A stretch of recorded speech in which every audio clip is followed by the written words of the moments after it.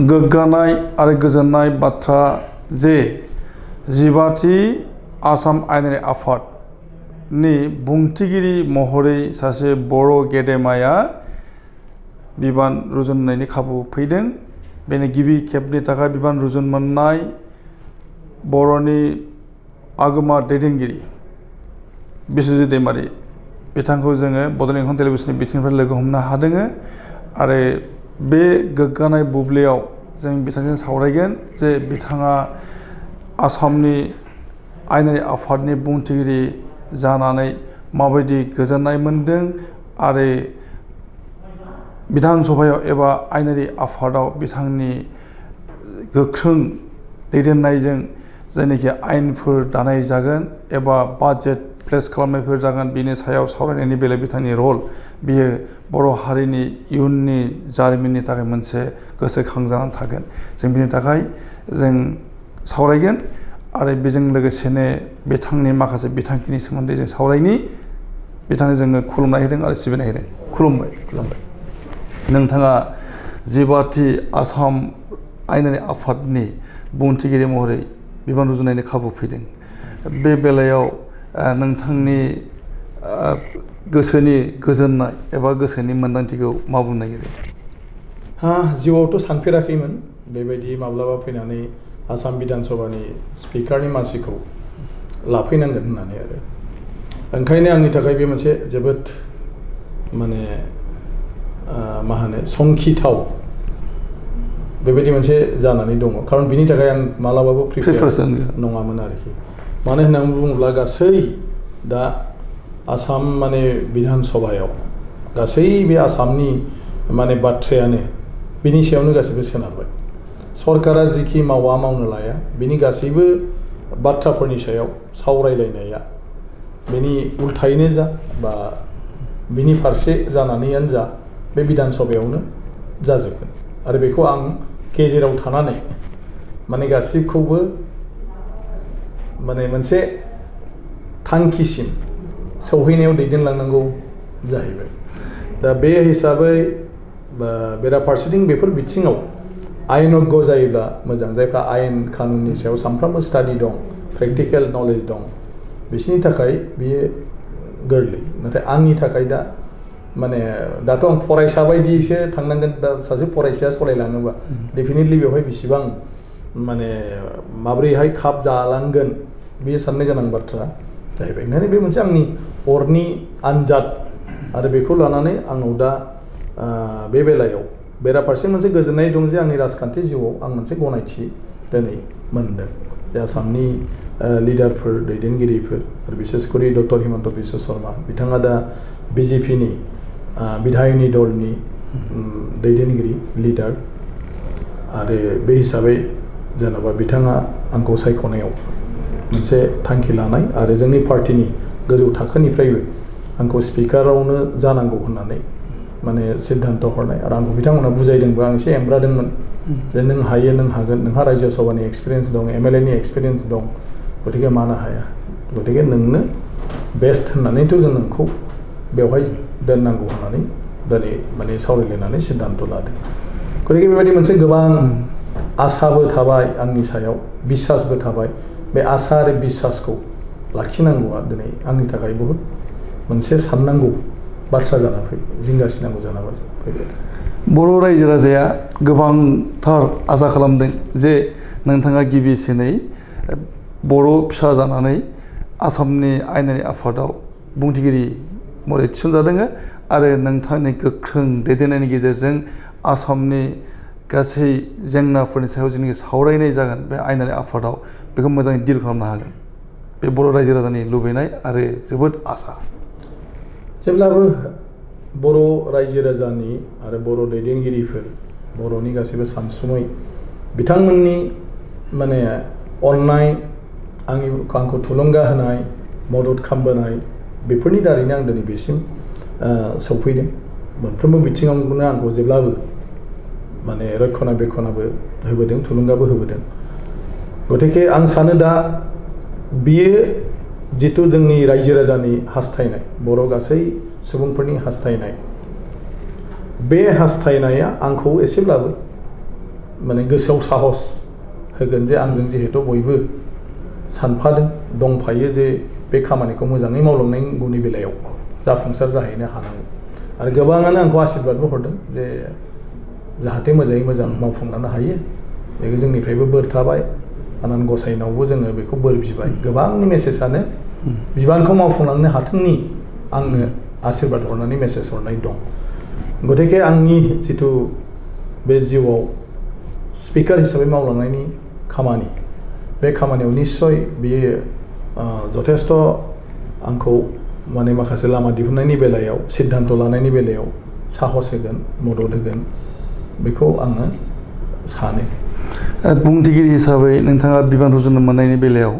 नोंथाङा बुंबाय जे doctor Himanta Biswa Sharma chief minister of Assam आरो बिथांनि बिजेपिनि माने दैदेनगिरि जाबाय बिधायनि दलनि नोंथाङा बुंखाबाय जे बिथांनि फारसे माने जेनाखि माने बिथाङा नोंथांखौ बे खाबुखौ होदों होननानै बुंदों आरो नोंथाङा बे स्पिकार जानायनि बेलायाव सोरखौ मुं मख'नो लुबैयो जे बिथांमोननि अननायावनो नोंथाङा दिनै स्पिकार जानाय खाबु मोनदों ना मोनसेया जाहैबाय बिजेपि दलाव माने गोबां माखासे गेदेमा दैदेनगिरिफोर दं माने बे हान्जाया सेन्ट्रेल कमिटिनि माने जि मोनसे कर्णधार माने कमिटि पलिसि मेकिं बेवहाय जेनेरेलि बयनिख्रुइबो जौसिनाव पार्लियामेन्टारि कमिटि होननानै बुङो जेराव मानगोनां माने भारतनि प्रधान मन्त्रि नरेन्द्र मदि बिथां गावनो दं आरो पार्टिनि आफादगिरि नाड्डा बिथां दं आरो बेबायदिनो अमित शाह मानगोनां नखर मन्त्रि आरो गुबुन गुबुन पार्टिनि गागि दैदेनगिरिफोर दं जे बिसोरनो सिद्धान्तखौ लायो जोबथारनायाव आरो बिनि बादै पार्टिनि लेभेलाव माखासे बिदिनो बिबान होनाय दं इनचार्ज होनाय दं बिथांमोनहा लायो दा ओंखायनो आंनि स्पिकारनि बेलायाव माने बे जिथु आंनो बेखिनि बिबानखौ होबाय बे बिबान होनायनि बेलायाव गासिबनिबो सावरायनायनि गेजेरजोंनो जादों सोरबा सासेनि थाखायल' नङा मानो होनना बुङोब्ला माने जोबथारनाय बुब्लियाव आंनो मानगोनां डक्टर हिमन्त बिश्व शर्मा बिथाङा हरनि 12थासोआवसो आंनो जनायदों आंखौ लेंहरनानै आंथ' ओरैनो दङमोन जे आंखौ रायजो सभानिफ्राय लाबोनानै माबा मोनसे दायित्व होनो होन्दों मन्थ्रि जागोन माबा मोनसे होगोन माबा मोनसे जागोन आं बेवहाय जेबो आंनि तरफनिफ्राय माबा मोनसे साननांगौ बुंनांगौ दं होननानै आं सानाखैमोन आरो खिन्थु जेला हराव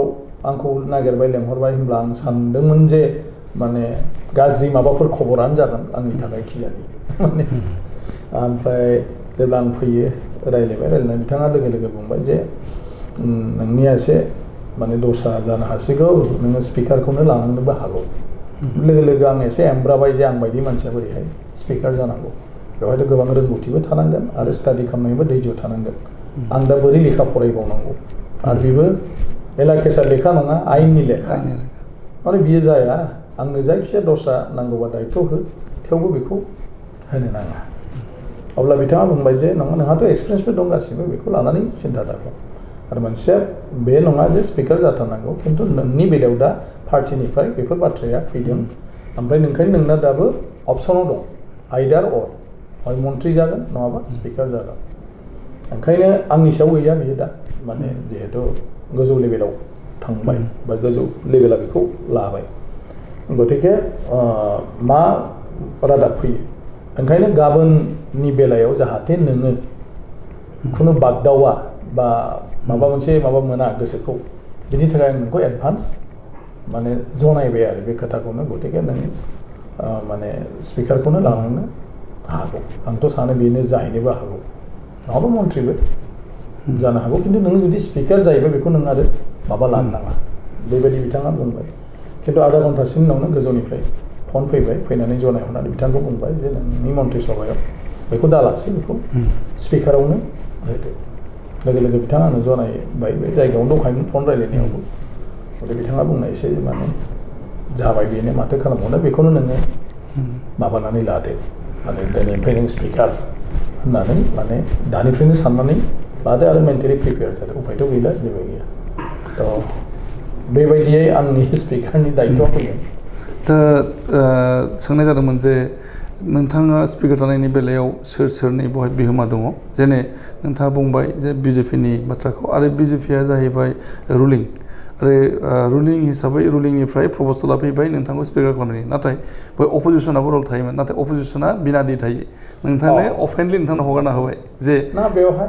जिहेतु इलेक्सन जायो आरो बेवहाय सरकारा जिहेतु मेजरिटि दं गतिके मेजरिटि दं हिसाबै मोनथामबो हान्जायानो आंखौ माने प्रप'ज खालामो BJP-निफ्रायबो AGP-निफ्रायबो आरो UPP-निफ्रायबो बेराफारसेथिं गुबुन अपोजिसन पार्टि बिसेसकरि कंग्रेस आरो AIDF दङमोन बाखियाथ' संख्या गैया बिथांमोनहा माने खुनु आंनि कन्टेस्टआव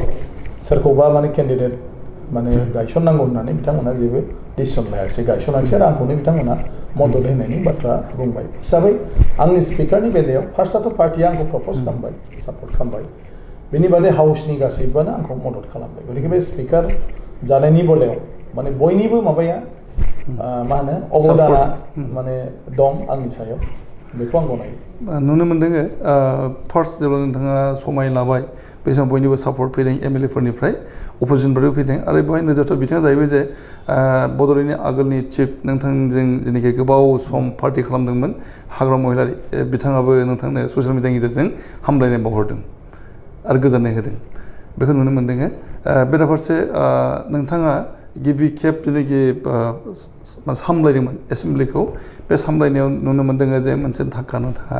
मोनजेनदों बे अखिल गगैखौ लानानै दा बेखौ माबोरैहाय डिल खालामलांनो हागौ एबा खालामनायनि राहा लानांगोन नोंथाङा सानबाय थादों ना बिथाङा जिखौ रेज खालामदों ओरैनोथ' बे खालि एज पार रुल बेखौ रेज खालामनो मोना अदेबानि बिथाङा जिहेतु सासे सोद्रोमा हाउसनि गतिके बे सोद्रोमा हिसाबै बिथाङा जेखौ रेज खालामदों बेखौ हाउसआ रेसपन्सा होनांगोन मावनो हायो हाया बे बेलेग बाथ्रा आरोखि ओंखायनो थाब बिथाङा जेब्लानो बुङो जिहेतु रुलखौ आङो मोनथिगौ एसे बे हिसाबै लोगो लोगो आं बेखौ हेन्डेल खालामदों जे एसेमब्लिया बेनि सायाव जेबो डिसिसन लानो हाया आरो एसेमब्लिया थोंजोङै खोथाबो होनो हाया जे नों जेखौ लुबैदों बेखौ मावगोन होननानै गतिके बेजों सोमोन्दो थानाय माखासे माने मा होनो बिगोमाफोर दं अथरिटि दं गतिके बे अथरिटिजों कनसाल्ट खालामनानै बिनि सायाव मा जायो बिनि फिननायखौ नोंथाङा मोनगोन आरो कनसार्न अथरिटिया बेनि थाखाय बेबस्थाखौ लागोन बेखौ आङो स्पिकार हिसाबै खालामगोन होननानै आं बिथांनो बाथ्रा होदों बे हिसाबै आसाम गभर्नमेन्टनि हम आरो पलिटिकेल डिपार्टमेन्टनो अलरेडि जोंनि माने एसेमब्लिनिफ्राय माने हरनाय जाबाय बिनि सायाव माने नेसेसारि एक्सनखौ लानो थाखाय आरो बे हिसाबै हम आरो पलिटिकेला मा लायो बेराफारसेथिं सानथामल'मोन गाबोन सानसेल'सै बेसिमाव बियो जास्लाबा ना जास्लाबा आरो बे बाथ्राखौ उकिल गगैनो अलरेडि जनायहरनाय जाबाय बेराफारसेथिं बेयो बारा सम्भब जानानै फैया मानो होनोबा बिथाङा दा साबजुडिस बिथाङा दा ट्रायेलाव दं बिसाराधीन बिसार जागासिनो दं गतिके बिनि दसि निर्दसि बिनि जानानै आरो बिनि हेंथायै बेवहाय आर्गुमेन्टआ सोलिगासिनो दं बेखौ दसि नङाबो होननो हाया नंगौबो होननो हाया आरो जेब्लासिम साबजुडिस जानानै थायो बिनि सायाव दस्रा रावहाबो बिनि सायाव माबा मोनसे एडभाइस होनाय आरो मा होनो सिद्धान्त होनाय बा लुबैनाय बायदि मावनो थिननायनि मोनथाय रावहाबो थाया गतिके बेखौ कर्टआसो खालामगोन बिथाङा अलरेडि एसेमब्लिनि जुनै बेयाव अटटेकिं लानो फैनो मोनाखै एसेमब्लियाथ' जेनेरेल बयबो सोद्रोमाखौनो खावलायो बिथाङा जाहैबाय गाव कर्टआव NIA कर्टआव पिटिसन होनानै कर्टआ बेखौ अनलि अटटेकिंआव थानो थाखाय बेखौ एलाउ खालामदों कर्टआ गतिके कर्टनि अर्डारजोंसो फैदों गतिके एक्सटेनसन खालामनांगौबा कर्टआ एक्सटेनसन खालामगोन गतिके बिथाङा पार्सनेलि कर्टआव निजे आरोबाव एक्सटेनसन बिबावनो हायो जे साननैखौबो आं थानो हायो बिथांनि बाथ्रा नाथाय बे एसेमब्लिनि जुरिसडिक्सननि बियो बाहेरायाव गतिके बे बाथ्राखौ बिथांनो फोरमायहरनाय जादों गतिके आं सानो माने बिधान सभायाव बेफोरबायदि बाथ्राया फैबाय थागोन अदेबानि बिराद मोजां माखासे खान्थि बेवहाय दंखायो जि खान्थिजों बिधान सभाया सोलिनांगौ आरो बेवहाय खान्थिनि गेजेराव गोग्लैनाय गासैनिबो बाथ्रा बा गासैनिबो जिथु माने इस्युफोर बे इस्युफोरखौ आङो रेसपन्स होनांगोन आरो बेखौ हाउसआव हगारनांगोन आरो जेखौ डाइरेक्टलि हायो बेखौ आङो सासे स्पिकार हिसाबै आंनि सेक्रेटारियेटखौ आङो मावनो जों दान्दिसे ब्रेक लानो सिगांदों दान्दिसे ब्रेकनि उनाव फैफिनगोन सावरायथुन हाबाफारियाव जे बर' हारिनि थाखाय गोग्गाथाव बिथिं आरो आसामनि जारिमिनाव मोनसे लिरनाय हिसाबै फैगासिनो दङ जे बिस्वजित दैमारिया सासे गोख्रों दैदेनगिरि आरो बिथाङा फैबाय थानाय समाव आसाम आयेनारि आफादाव गावनि रोंगौथिजों एबा गावनि गोहोनि गेजेरजों आसामनि थामोनथानि बाथ्राखौ लाखिनायनि बाथ्रा जों सावरायगोन दानदिसे ब्रेक लादों।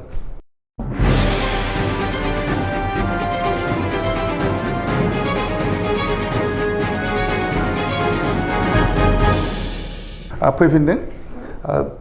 दा समाव जोङो सावरायनि जे आयेनारि आफादाव बिस्वजित दैमारिया मा रल लानांगोन आरो आसाम रायजोनि थामोनथानि बाथ्रा जों बिनि सायाव सावरायनो फैनि जे नोंथाङा आथिखालाव बुंथिगिरि जाबाय आरो नोंथांनि एसेमब्लियावनो आसामनि उन थामोनथानि बाथ्रा फैयो आरो आथिखालनि बाथ्राखौ फैयो दा नुनो मोनदों जे दा समाव आसामाव माखासे मानि बिथांखिफोर नुजानानै दङ आरो बे बिथांखिफोराव बुंनो थाङोब्ला बर'नि बाथ्राया गोबांसिनै फैदों जेरावहायनाखि BKWC फसंनाय जाहैबाय आरो बेखौ अदेबानि आसामाव बेखौ एक्सेप्ट खालामनाय जादों आगोलनि बिधान सभायाव दा समाव मावफुंनायनि बाथ्रा बेजों लोगोसेनो आसाम नाङैनो बर' रावखौहाय सहजुगि रायजो भाषा हिसाबै एक्सेप्टेन्सनि बाथ्रा फैबाय आरो बेखौ इमप्लिमेन्ट खालामनायनि बाथ्रा लोगोसेनो बड'लेण्डनि माखासे थामोनथानि बाथ्रा फैदों दा आं नोंथांनाव गिबियावनो मोनथिना लानाय जे बर' रावखौ रायजोनि सहजुगि भाषा हिसाबै जेरै बाहायनाय जाबाय नोंथाङा बिनि बेलायाव मा बिथांखि लुबैदों? आंथ' सासे स्पिकार हिसाबै माने इमप्लिमेन्टेसननि बेलायाव जेबो आखाइ होनो हाया बेयो सरकारनि नाथाय जायफोर बाथ्राया बिधान सभायाव फैगोन बे बिधान सभा फैनायाव आङो बे सावरायनायनि बेलायाव माखासे बिथिङाव फंफा फंनै बाथ्रा दाजाबदेरनानै आं खावलायफानो हायो गतिके बेखिनि माने भावखौ आङो लागोन बिधान सभायाव बेराफारसेथिं आं जिहेतु स्पिकार जाबाय बिधान सभानि आंनि बिधान सभायाव आङो बर' रावखौ एस'सियेट अफिसियेल लेंगुवेज हिसाबै जेसे हागौ थाबैनो गासैखौबो एक्जिकिउट खालामनायनि थाखाय आङो राहा लागोन थाबैनो आरोखि बेयाव जाहैबाय आंनि जुरिसडिक्सनाव गोलैनाय आरो बेयाव दिनै रावबो बादा होनो हाया बादाबो गैया खारन बेखौ आसाम बिधान सभायानो माने पास खालामबाय आरो गभर्नमेन्टआ अलरेडि बिनि सायाव नटिफिकेसन होबाय गतिके बेखौ मावफुङैयासो अफारा एक प्रकार गतिके जेराव आंनो माने दंसै बेवहाय गतिके बिधान सभायाव बेखौ आङो बेसेबां सम लायो बेवहाय माखासे प्रक्रिया दं जेरै दा बिधान सभायाव जोंहा ओरैनो कुइसनफोरखौ लिरनायसिमाव बर'आव हाजोबो नाथाय बर' MLA फ्रा बेखौ बेसेबां इउज खालामगोन बे जाबाय दा MLA फोरनि सायाव बर' रावखौ बेसेबां बाहायगोन बिधान सभायाव बिनि उनाव दा भाषण होनाया जोंहा बेसेन गैयै बायदि जाथ'यो माने इन्टारप्रेटर जोंहा दाबो गैया बे सिस्टेमा जाथ'वाखै बे सिस्टेमखौ आं थाबैनो खालामगासिनो दं होमबा बिधान सभायाव बर'जोंनो बिबुंथिखौ लाखिनो हागोन नाथाय दिनै बिबुंथि लाखियोबा बेखौ रावबो बुजिनाय नङा अब्ला नोंनि गोनांथार मेटारफ्रा माने बेवहाय जि धरननि माने MLA मन्थ्रिफोरनि रेसपन्स मोननांगौ बे रेसपन्सखौ लोगो मोननाय नङा दा बे थाहैबाय ओंखायनो बिनि थाखाय जोंनो रिपर्टार नांगौ बेयाव जायफोर माने बिबुंथि लाखियो बेखौ लोगो बर'आव लिरलांनांगौ आरो बर'आव जायफ्रा कुइसन खालामगोन बा खोथा बुंगोन बेखौ लोगो एसामिसाव बा इंलिसाव लिरलांनांगोन ओंखायनो बर' रिपर्टार बेवहाय नांगोन गतिके बेफोरनि थाखाय एसेसमेन्ट जे जोंनो बेसेबां मेन पावार नांगौ बेनि गासैबो पार्लियामेन्टनि जेफोर माने प्रसिडिउरफोर जागोन बे गासैबो बर' गासै रेकर्ड पार्टिफोरखौ बर'आव खालामनानै दोननाय जागोन जेसेबां माने बायदिसिना बेवहाय माने एडिट खालामनाय जायो लेखाफोर माफोर बेफोरखौबो बर' रावाव जागोन आसाम बिधान सभानि सोमोन्दै सोरबा माबा मोनसे मोनथिनोब्ला इयुनाव जाहाथे बर' रावनि बे आसाम बिधान सभानि रेकर्डफोरखौ फरायनानै जोंनि बर' बिजोंनि फरायसाफ्राबो नायनानै मोनथिनो हागोन बेबायदि जिखिनि राहा लानांगौ बिधान सभायाव बेखौ आङो माने थाबैनो लागोन सासे बुंथिगिरि हिसाबै नोंथाङा माने बेखिनिखौ मावगोन नोंथांनि आवथा नाथाय बियो सोनारगोन जोंनि बर' MLA बिथांमोननि सायाव बर' MLA जुदि बर'जों कुइसन लिरा बर' MLA जुदि बर'जों बेवहाय बिबुंथि लाखिया बर' MLA जुदि माने बेवहाय माने मा होनो बर' राव बाहायनायनि बेलायाव गुरुत्वखौ होआ अब्ला बेवहाय बर' सेक्सन थायोब्लाबो आरो बर'नि बेवहाय अफिसार थायोब्लाबो आरो माखासे माने जोंहा सरकारि साख्रिआवलाफोर थायोब्लाबो अब्ला बेवहाय बर' रावा जेबो माने गुरुत्व मोननाय नङा मिथिनायाव ओंखायनो बेवहाय बाहायग्रा मिथिनायाव थांनाय 2011 मायथाइनिफ्राय बेवहाय बड' सेल फसंनाय जादोंमोन इन्टारप्रेटारनि थाखाय आरो बेवहाय 3 मावफारियाफोर दङ आसाम एसेम्ब्लियाव नाथाय बेखौ इमप्लिमेन्ट खालामनाय जाथ'वाखै आं बेखौनो होनबाय थादों बाथ्राया मोननै बे दं आरो दा सोलियो सोरबा जुदि बर'आव कुइसन खालामोब्ला बेखौ इंलिसाव बिथांमोना ट्रेन्सलेट खालामनानै होगोन आरोखि बे कुइसनखौ आरो दासान्दि बेयाव ओंखायनो आं होनदों बेखौ बाहायथारनांगौनि थाखाय रला लानांगोन बिधान सभानि जायफोर MLA सोद्रोमा बिसोर बाहायाबा अफिसारफ्रा अफिस जायफ्रा साख्रि मावदों बिसोर जेबो खालामनो हाया बिसोर जेसेनो बाहायगोन बिसोर एसेनो खामानि मावगोन आं ओंखायनो दा बर'आव लेक्सार होआ जोंनि MLA मानो लेक्सारखौ माब्ला होयो जेब्ला चिफ मिनिस्टारा बुजियो स्पिकारा जाहाथे बुजियो होमब्ला जिहेतु बर' रावखौनो बिसोर रोङा जोंनि MLA सानोमा आं बर'नि लेक्सार होमालाय बे एथ' इम्पर्टेन्ट मेटारखौ बिसोर बुजियाबा माला जानो ओंखायनो बेवहाय इन्टारप्रेटरनि प्रयजन थ' इन्टारप्रेटर थामालाय मा जानो बेवहाय जुदि सिस्टेमा गैयाबा नोंहा माने साउन्ड सिस्टेमा जिथु लेंगुवेज अट' ट्रेन्सलेसन बेफोरखौ आं दा खालामनो नागिरदों एबार थ' बे थानाय लोगो लोगो जोंनो गोबां साख्रि माने बर'फोर मोजां नांगोन जों बेखौ इन्टारभिउनि गेजेरजों लागोन जे स्मार्ट माने सेकेन्डआवनो बियो जाहाथे ट्रेन्सलेट खालामलांनो हायो आरो बुंलांबाय थानो हायो आरो जायखौ चिफ मिनिस्टाराबो लानानै खोनासंबाय थागोन आरो बर'नि लेक्सार होनायखौ लोगो लोगो इंलिस एबा एसामिस गतिके साब्रैसो जोंनो साथामसो मानसि नांबाय रिपर्टार जोंनो माखासे मानसिफोर नांबाय अफिस हेन्डलिं खालामनो जोंनो माखासे मानसि नांबाय गतिके फुल फ्लेजेड महर मोननो माखासे मेन पावार नांबावगौ बे इन्फ्रास्ट्राक्चारनि अभाबमोन नैबे गोदान माने गोजाम एसेम्ब्लियाव दा माने ओंखायनो दस्रा भाषा बुंब्लाबो बेवहाय जेबो लाब गैया खिन्थु बाखि रावखौ जिहेतु बयबो बुजियो ओंखायनो बेफोर रावफ्रा सोलिदों आरो बे बिथांखिखौ नोंथाङा माने मावफुंनाय स्पिकार जाबाय नालाय बे एस'सियेट अफिसियेल लेंगुवेज आरो अलरेडि एसेम्ब्लियाव बाहायनो लाखाबाय नालाय बेखौ आङो सम्पुर्ण आंनो स्पिकार नालाय आं जि बुङो बेनो जायो गतिके बेखौ जुदि आं दिनै मावलाङाबा देनां सोर मावनो गतिके बेखौ रावबो बुंनांगौबो गैया डिमान्ड खालामनांगौबो गैया मात्र आंनो साजेसन नांगौ दा आं साइन बर्ड लिरनो नागिरदों बिधान सभाखौ बर'आव मा बुङो बेखौ जाहाथे आंनो माने प्रपार वार्डफोरखौ होयो मावख'खौ मा होनगोन अफिसखौ मावख' होनगोन ना मावखुलि होनगोन बेबायदि माखासे जेफोर माने अफिसियेल टार्म माने वार्डस दं टार्मिन'लजि जेखौ जों बुंलायबाय थादों टेक्निकेल टार्मिन'लजि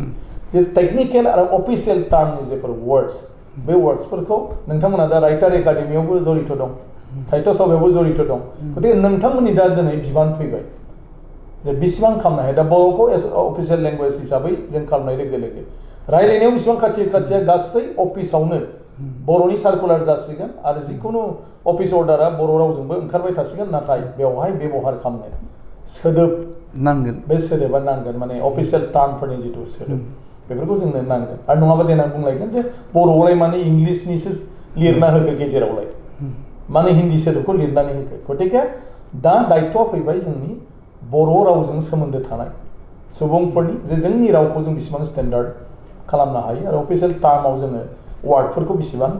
दिहुननो हायो दा जेराव मोनो साइन बर्डफोर दा कभिडनि डेन्जार बिनि थाखाय जिथु फोसावनाय बे फोसावनाया बर' रावजोंबो थाजोबसिगोन दा बेखौ सोरबायाथ' ट्रेन्सलेट खालामना होनांसिगोन डिपार्टमेन्टआव बे मथे बर'नि फ्लेक्स ओंखारसिगोन गासैबो बबेबा एडभार्टाइजमेन्ट होगोन गभर्नमेन्टआ मा बेवहाय बर'नि मोजाङै सोरबा माने खालामनो रोंनाय डाइरेक्टर साइरेक्टर जोंहाबो थानांसिगोन जे गभर्नमेन्टनि बे माने एडभार्टाइजमेन्टखौ बर' रावजों भिडिअ ग्राफि खालामनानै बोरै खालामनो हायो गतिके बेफोर गासिबो खामानियाव दा सरकारखौल' बुंबाय थाब्ला जाया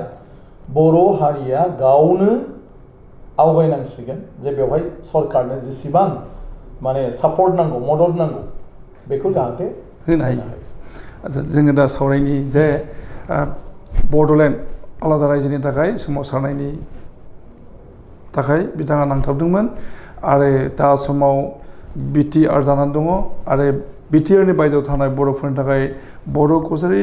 वेलफेयार अट'नमास काउन्सिल दङ दा बेनि सायाव जोङो सावरायनि नोंथाङा दुलाराय बर' फरायसाफोरनि सासे मैखोम मावथिमोन आरो दैदेनगिरिमोन आरो नोंथाङा बड'लेण्ड आलादा रायजोनि थाखाय बारसोमदोंमोन सोमावसारनायाव बेनि उनाव सुक्ति जाबोदों नोंथाङा BTC एकर्डनि समाव मैखोम रल लादोंमोन बेखौ मिन्थिगौ आरो थांनाय समनि जोंनि BTR आरो BKWCनि एकर्ड बेवहाय नोंथांनि रल दङ बेखौ मिन्थिगौ दा बाथ्रानि बे जाहैबाय जे दा समाव नोंथाङा आसाम रायजोनि खुंथायनि स्पिकार जानानै दङ आरो नोंथांनि हाउसआवनो आसामनि थामोनथायनि बाथ्राया थाबथानानै थागोन दा बे बेलायाव नोंथाङा सासे आसामखौ बुखावग्रा दैदेनगिरिमोन दा माबायदिहाय डिल जागोन नोंथांनि आखाइजों जेरावनाखि BKWC आरो BTRनि बाथ्राबो फैदों ना आंनि बाथ्राया बेनो जाहैबाय जों आसामखौ बुखावनायनि बाथ्राया माब्ला फैदोंमोन जेब्लानाखि आसाम गभर्नमेन्टआ बर' हारिनि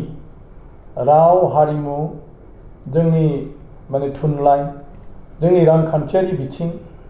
आरो जोंनि थाथाय बेवहाय जिखिनि माखासे मा होनो आन्थ'गाथ'नि बर'आव मा होनगोन बेबायदि दाथाय बेफोरखौ जिथु नांगौ बेफोरखौ आसाम गभर्नमेन्टआ मालाबाबो गुरुत्व होबोआखै आरो गोबां बार गोदोनिफ्रायनो मेम'रेन्डाम होबोदों डिमान्ड खालामबोदों होनब्लाबो बेफोरखौ होबोआखै बर' बिजों बेखेवबाय नाथाय ME स्कुल हाई स्कुल माने बेफोरनि थाखाय आरो आन्दलन साइन्स पस्ट माने रयेल पस्ट साफिसियेन्ट माने मास्टारनि थाखाय पस्ट बेफोरनि थाखाय आन्दलन गभर्नमेन्टआ माब्लाबाबो गोरलैयै होबोआखिसै मेट्रिक परिखा होनो जाबाय अब्लाबो कुइसनखौनो इंलिसजोंसो होबाय बर' कुइसनजों मेट्रिकआव लिरनो मोना अथच एसामिस बिजोंनि मानसिफ्रा असमिया माने कुइसनजोंनो बिथांमोना होनो मोनो थ' बेबो मोनसे बर'फोरखौ आननेसेसारि ओरैनो मोनसे माने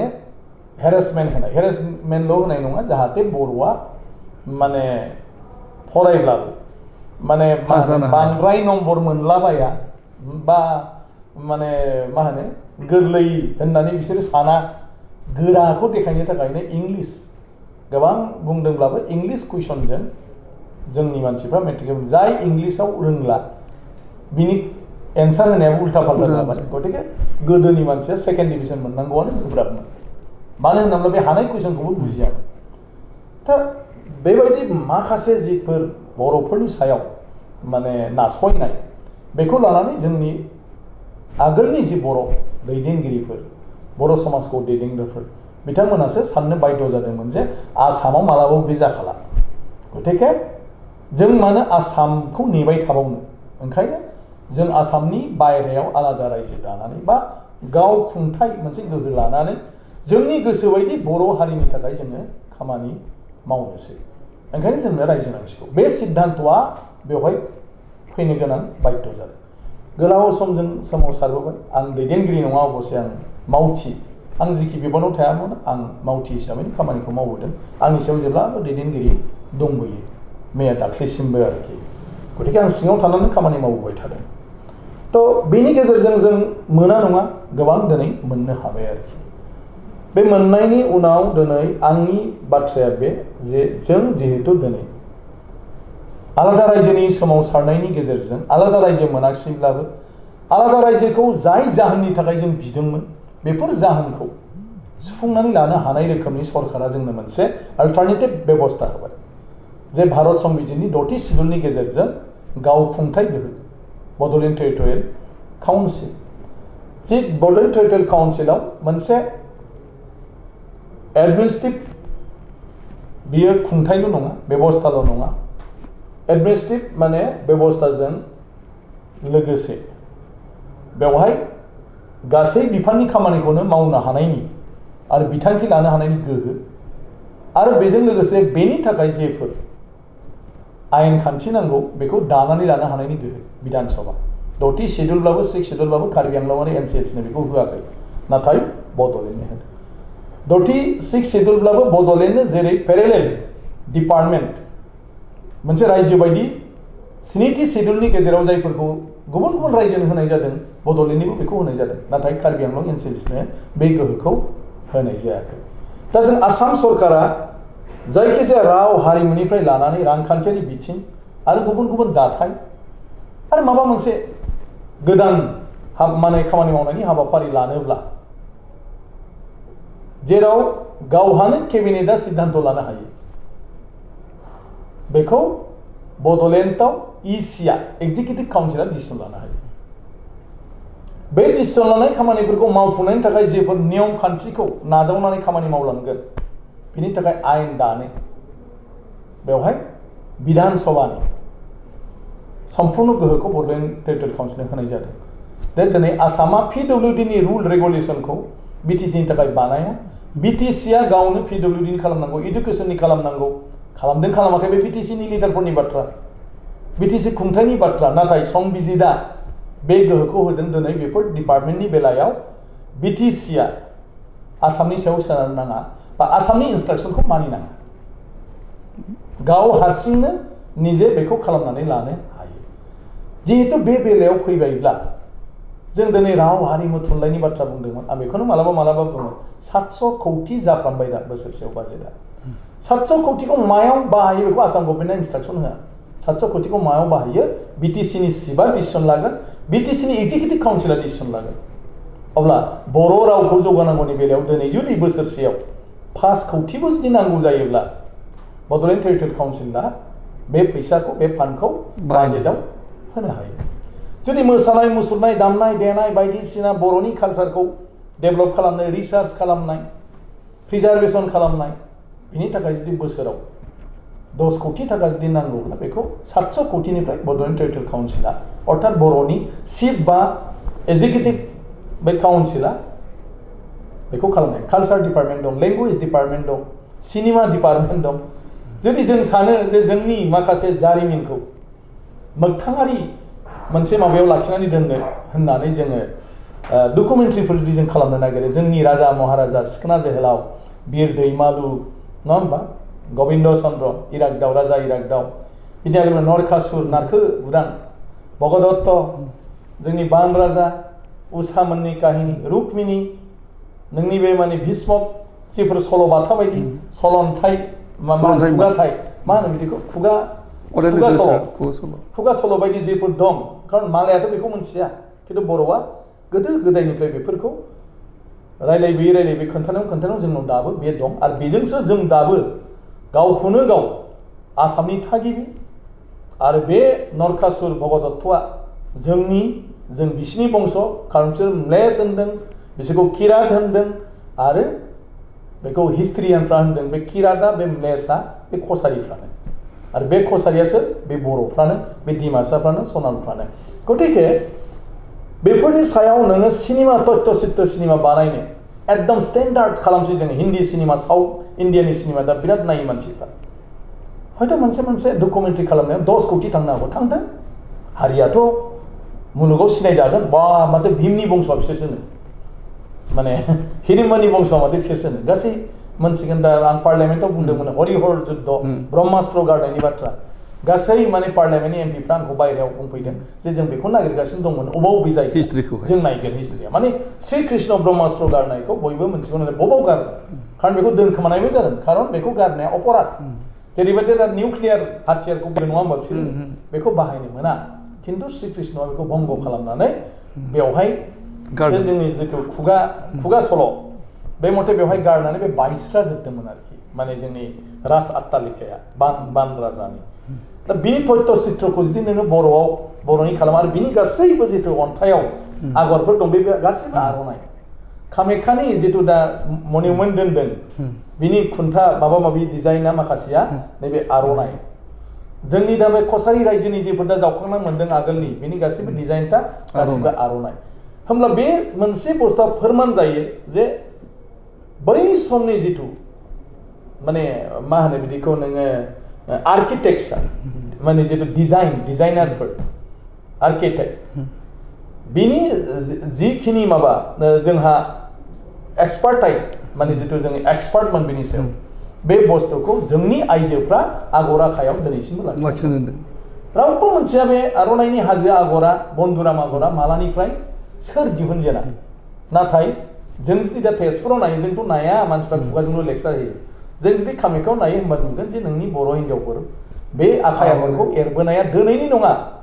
6000 बोसोरनि सिगांनिफ्राय खारन बे इतिहासा 6000 हरिहरनि जुद्धआ जाहैबाय महाभारतनि आरो बे जाहैबाय दा 6000 जाबाय आरो आर्किअलजिकेल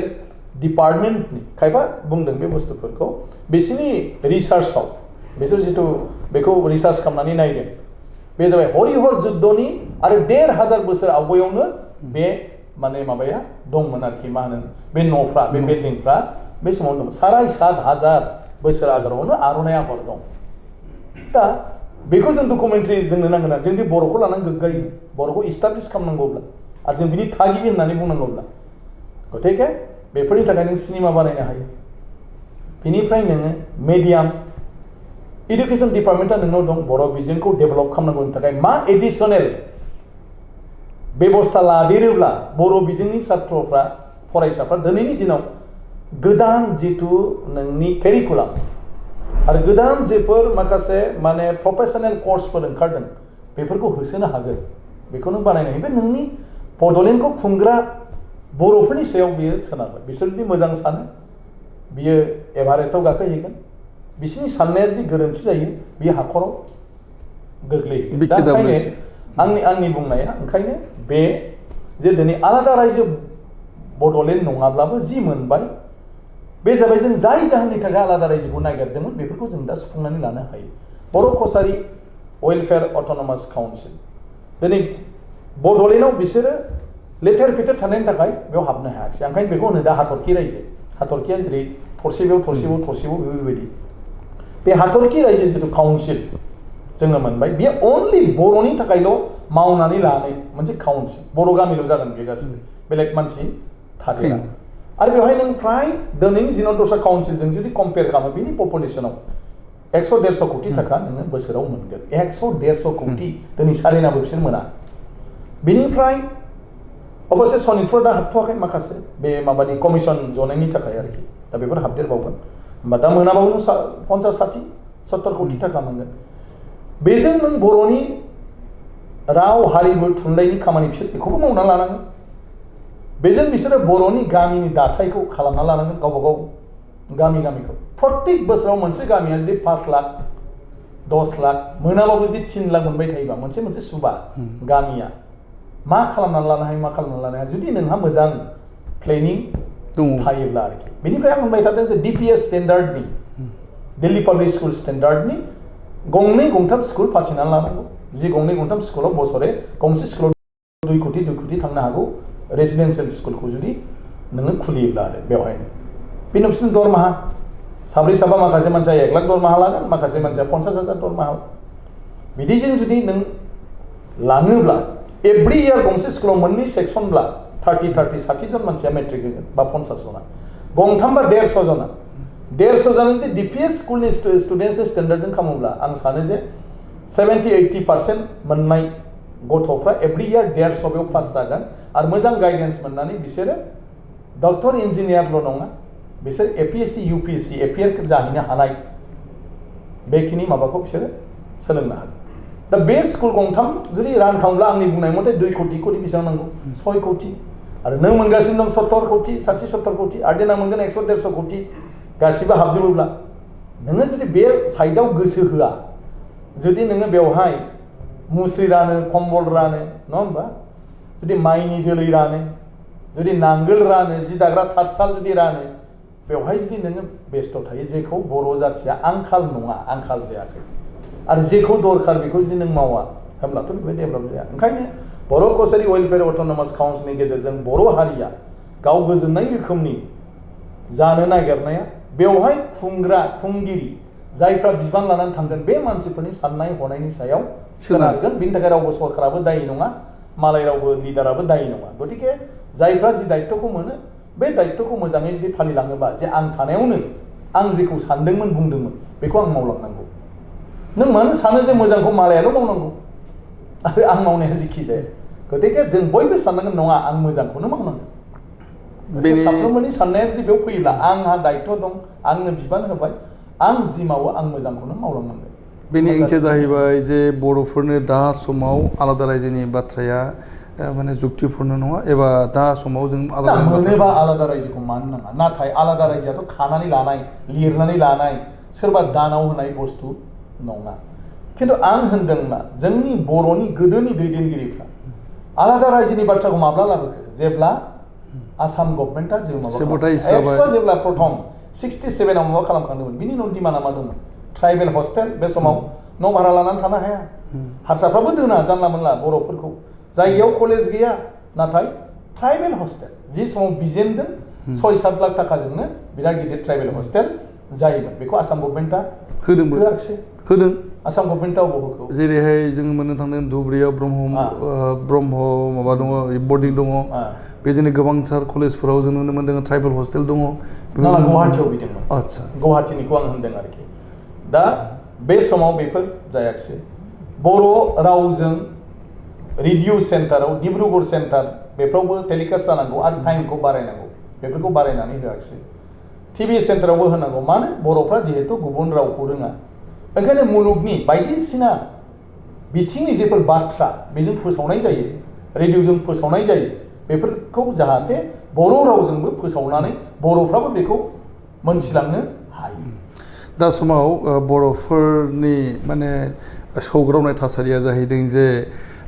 सनितपुर आरो बिश्वनाथ जिल्लाखौ लानानैहाय जे बिथांमोना बिटिआरआव हाबगोन ना बिकिडब्लिउसिआव हाबनो दा अलरेडि बिकिडब्लिउसिखौथ' आयेन पास खालामबाय आरो बेवहाय मोननै जिल्ला बिश्वनाथ आरो सनितपुरखौ सोनाय जाथ'वाखै आरो बेराफारसे बिटिआरआव हाबगोन हाबा बिनिबो खुनु निस्सय थायो मानो होनना बुङोब्ला दा कमिसना जिरायगासिनो दङ आरो कमिसना दा बे समावहाय जिरायनायखौ बन्द' खालामना दंथ'यो जाहोना जाहैबाय जे इलेक्सन जादोंमोन आसाम रायजोनि आरो बेराफारसे कर'नानि मोनसे थासारि दा बे बेलायावहाय नोंथांनि एसेम्ब्लियावनो फैगोन बिनि इस्युआ दा फैयोब्ला नोंथाङा माबायदि मिजिं लानो सानो बेसिम बे इस्युआ फैनाय नङा मानो होननानै बुङोब्ला गासिबो जि माने सोमावसारनायनि दैदेनगिरि आसाम गभर्नमेन्ट आरो भारत सरकार जयैनो रायज्लायखानानै बेखौ सिद्धान्त लानाय दं जे कमिसननि गेजेरजों नायबिजिरनानै माखासे बेवहाय टार्म्स एन्ड कन्डिसन होदों बे टार्म्स एन्ड कन्डिसननि गेजेराव माने बेखौ थिग खालामनानै खालामनाय जागोन कमिसन अलरेडि दाबाय गतिके कमिसनाव जोंहा दा मा होनो सोद्रोमाया जेन'बा बर'फोरनिफ्राय माने माबाया थाहैबाय जयन्त दा बिथाङा एमएलए जाबाय सिडली समस्ति रिजार्भेसन होबाय बिथाङा मानिफ्राय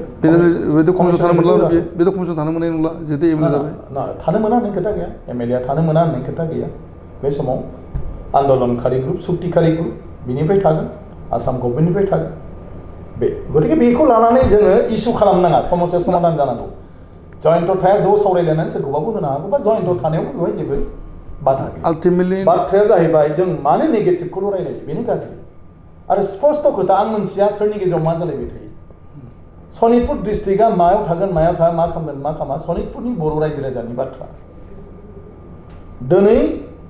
जेब्ला बर' सुक्तिखौ खालामनाय जादों बेवहाय मोनसे बाथ्रा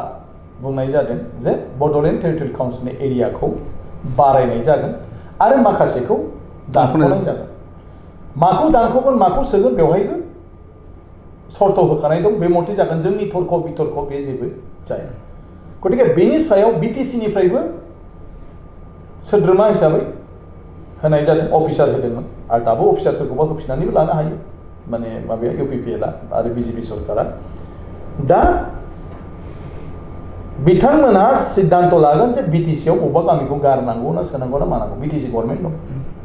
बेनि उनाव बिसोर कमिसनजों बिसोर सावरायगोन गतिके बर'नि आखायावनो दं मा खालामनानै लायो मा खालामनानै लाया बेखौ मानो जोङो इसेबां आल्टिमेटलि बेयो आसाम एसेम्ब्लियावनो फैगोन बायदि नुहुरदों मानो होनना बुङोब्ला फाइनाल जोबनायनि उनाव जुदि जायोब्ला खिन्थु बाउन्डारि सोनाय दानख'नायनि बाथ्राया गभर्नरनियानो फाइनाल लास्टआव आरो गभर्नराथ' ओरैनो एक्ट खालामगोन बेखौ सरकार हिसाबै जेखौ खालामो बेनो फाइनाल ओमफ्राय सनितपुरनि बेलायाव जेखौ बारे बारे बुंबाय थायो खारन बेवहायनो आंहा बिपिएफ गारलायनानै बिजेपि जालायनानै दिनै आं स्पिकार जाफैलायनो गोनां जाफैबाय जे सिम्पल खोथामोन सनितपुरनि बाथ्राया जे सनितपुरनि मानसिफ्रा लुबैदों जे बिसोरो बड'लेण्डआव हाबनो दा बड'लेण्डआव हाबनांगौब्ला गभर्नमेन्टआ होनदों मा जे स्केटार्ड जायगा गतिके बड'लेण्डजों बियो लिंक गैया ओंखायनो बेखौ बोरै बड'लेण्डआव सोनो हानो बिनि उनाव लास्टआव मोनसे सिद्धान्तआव फैबाय बे जिखिनिया नांजाबनानै दं बड'लेण्डजों बे नांजाबनानै थानाय गामिफ्रा बड'लेण्डआव फैनो हागोन अदेबानि बेखौ डिसाइड खालामनो थाखाय कमिसन गतिके कमिसना नायबिजिरगोन जे बेयाव जुदि कन्टिगियास दङब्ला जेसेबांसिम कन्टिगियास दं बे बड'लेण्डआव हाबगोन दा सनितपुरनि रायजोनि खोथाया जाहैबाय मा खेबसे जोंखौ सुजुग हो हाबनो मोनो मोना बेलेग बाथ्रा दा ओंखायनो गभर्नमेन्टआ डिसिजन लाबाय केबिनेटआव जे आपातत सनितपुर आरो बिश्वनाथ डिस्ट्रिक्टखौ बर' कसारी अट'नमास काउन्सिलाव सोथ'नाय जाला आरो उनावहाय केबिनेट डिसिसन लानानै बेखौ सोनाय जागोन आरो बेखौ आगोलाव रायलायखानाय जादोंमोन स्पष्टनो जोंनि गेजेराव बेफोरदि जाबाय थानायखाय जोबनायाव बहुद खस्थ'जोंसो बे काउन्सिला माने बिल पास जादों माने बारे बारे माने जों मावग्रायानो जोंना बिनि माने बेरेखा जालायनानै माने मावनो हायि जालायबाय बेथ' सत्य काहिनी देनां सल'फ्रावसो बेफोरो ओंखारसिगोन माने बे बाथ्राफ्रा आरोखि बेनि उनाव बे बारा रोखा थानो हायो खिन्थु रोखा नङाब्लाबो गासिबो बुस्थुआ थिग जाखाजोब्बाय जे उनाव बेखौ केबिनेटआव माबानानै सोनाय जागोन आरोखि जेब्लानोखि कमिसना फाइनाल खालामखांनानै माबा थायो मा होनो बाखि थायो बड'लेण्डआव हाबै बेखिनिया अट'मेटिकेलि केबिनेटआ बेखौ बर' कसारियाव लोगो लोगो सोनायनि डिसिसनखौ लागोन बे लोगो लोगो सोगोन आरो दाबो जुदि कमिसना लेट जागोन होननानै साननानै सनितपुर आरो बिश्वनाथनि रायजोफ्रा जुदि खौसे जानानै ज' जानानै दे जों दा बर' कसारी अट'नमास काउन्सिलाव हाबग्रोनोसै आरो एग्जामिनेसननि उनाव जिखिनिया बड'लेण्डआव थाङो बेखौ उनाव सोब्लानो जाबाय बिदि डिसिसन लायोब्ला गभर्नमेन्टआ दिनैबो बेखौबो मानिनायाव दं दा ओंखायनो बे बर'नि सायाव सरकारखौ समालोचना खालामनो नाङा आंखौ समालोचना खालामनो नाङा नेताखौ समालोचना खालामनो नाङा बर' रायजो राजाया सिद्धान्त ला जे बर' कसारी वेलफेयार अट'नमास काउन्सिलाव हाबग्रोनानै थानो लुबैयो ना बले बड'लेण्डआव हाबनो मोनो ना मोना बेखौ जोङो नेनानै थाग्रोनो होननानै सानो गतिके अपसना मोननैबो फ्रि दा आपातत बिथांमोना बेखौ नायनो नागिरदों ओंखायनो कमिसना जुदि थाब जायो अब्ला थाबैनो जागोन सिद्धान्तआ कमिसना जुदि 20 बोसोर थायो अब्ला 20 बोसोरबो बे बर' कसारियाव बे अट'मेटिक खोथा गतिके बेखौ नों मा बुङो आंनिया मामोन आगोलाव आं मोनसे रायलायनानै गभर्नमेन्टजों क्लियार खालामदोंमोन जे बर' कसारी वेलफेयार अट'नमास काउन्सिलाव हाबजोबगोन बिनि उनाव बड'लेण्डआव बेखौ बर' कसारी वेलफेयार अट'नमास काउन्सिला एनअसि होनानै दोनगोन दा जिखिनिया नांथाबनानै दं आरो माबा जायो बेखिनिया माबायाव आंनियाथ' सिम्पल खोथा नाथाय बेखौ जुदि बयबो एक्सेप्ट खालामनो हायाबा मा जानो आंनाथ' समाधान दं आं दिनैसिम समाधाननि लामाखौ गासिबखौबो समाधान आरो सिकिउर जों सिकिउर जानानै थानांगौ दा नुनो मोनदों जे कमिसना जेब्लानाखि फैसला लाबोगोन बै समावहाय गोबां दावराव जानो हागौ जेरैहाय माने अना बर'फोरा बर'लेण्डआव थाया होननानै बुंदों बिथांमोना सोद्रोमा दंखाजोबो बेवहाय दा दालिम बायन दं सोद्रोमा अना बर'नि माने बर' नङै सुबुंफोरनि प्रतिनिधि हिसाबै जोंहा दा दङ जयन्त बसुमतारी बिथां दं बर'फोरनिफ्राय आन्दलनखारिनिफ्राय बिटिसि गभर्नमेन्ट अथरिटि हिसाबै बिटिसिनिफ्राय दं आसाम गभर्नमेन्टनिफ्राय नोङो दा पिपि बार्माखौ चेयारमेन हिसाबै नायदों बिसोर गावनि माबाफोरजों कनसाल्ट खालामालासिनो मालाबाबो सिद्धान्त लाया जयन्त बिथाङा माब्लाबाबो एबसु साहित्य सभा बायदिसिनाफोरजों बा जिखिनिखौ नांगौ सानो बिसोरजों रायलायालासिनो मालाबाबो बियो कमिसनाव सिद्धान्त होआ बिटिसिनि जाय अफिसारा बेवहाय मेम्बार बिटिसि गभर्नमेन्टआ जेब्लासिम केबिनेट इसि पास खालामना होआ होमब्लासिम बियो डिसिसन होआ पिपि बार्माया आसाम गभर्नमेन्टजों कनसाल्ट खालामनानै जेब्ला बे येस होना अब्लासिम बियो रिपर्टखौ माने फाइनाल होननानै बियो बुंनाय नङा अना बर' माखासे मानसिफोरजों रायलायलायनानै मानानै जेब्लासिम फाइनाल जाया होमब्लासिम दालिम बायनाबो खालामो गतिके गासिबो गावबा गाव बेगाव थानाय मानसिफोरजों कनसाल्ट खालामखांजोबनानै गावसिनि अपिनियनफोरखौ लाखिनानै बिसोरो मोनसे मदाव सिद्धान्तआव फैगोन अब्लाथ' दावराव दावसि जानायनि खुनु बाथ्रा गैया आं सानो दा समावहाय आरोबाव मोनसे गोदान इस्यु फैदों बे जाहैबाय जे कार्बि आंलं आरो डिमा हासावनि चिफमोनखौ केबिनेट मर्यादा होनाय बे बिथिंखौ लानानैनो आरो बड'लेण्डनि चिफखौबो बहाय लाबोदेरनाय जादों जे बड'लेण्ड चिफखौबो केबिनेट मर्यादा होनाय जाथोंसै खिन्थु अदेबानि बड'लेण्डनि चिफ डेपुटि चिफ आरो स्पिकार बिथांमोना 2005 मायथाइनिफ्रायनो केबिनेट पर्यायनि स्टेटास मोनगासिनो दंखायोमोन दा दिनैनि समावहाय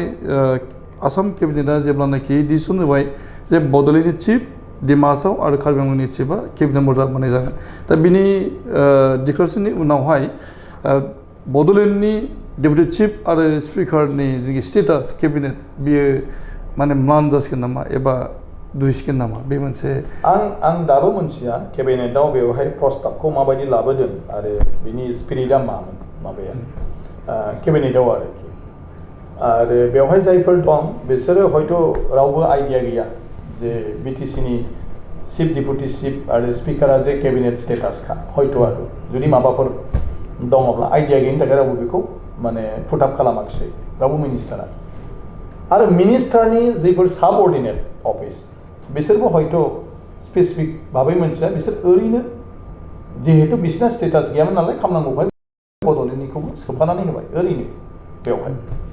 दा बेवहाय डाबल जाबाबो ट्रिपल जाबाबो केबिनेटखौ दानाखै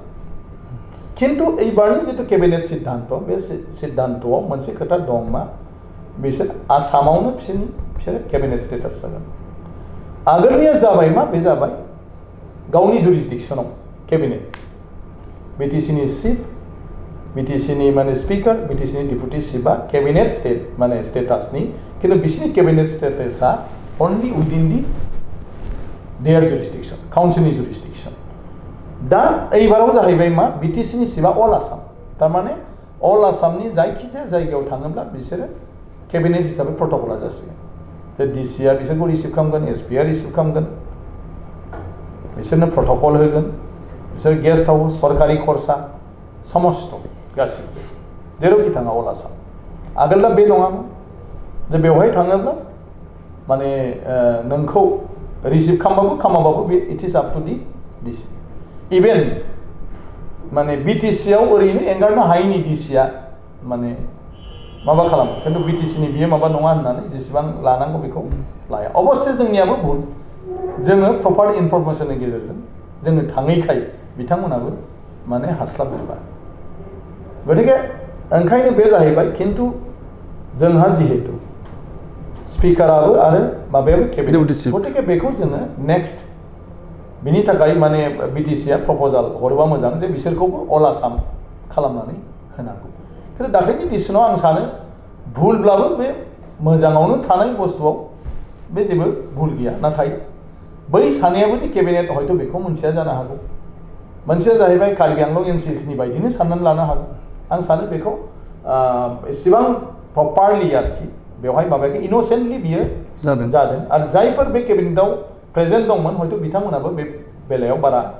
आइडिया गैयामोन जायनि थाखाय रावबो बे बेलायाव बे खोथाखौ दिहुन आं जुदि केबिनेटआव थायोमोनब्ला हमना ला होमबाना आं बुजायगौमोन बेयावथ' ओरै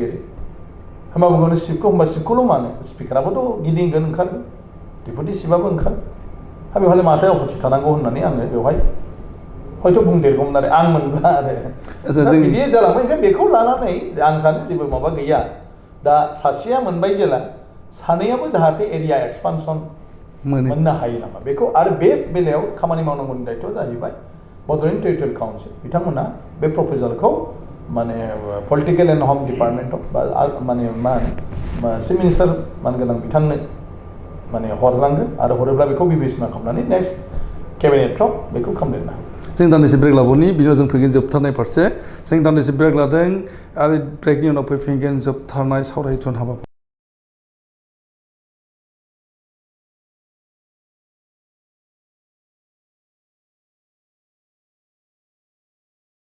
फैफिनदों सावरायथुन हाबाफारियाव आसामनि 12थि बुंथिगिरि मुस्रि बिस्वजित दैमारि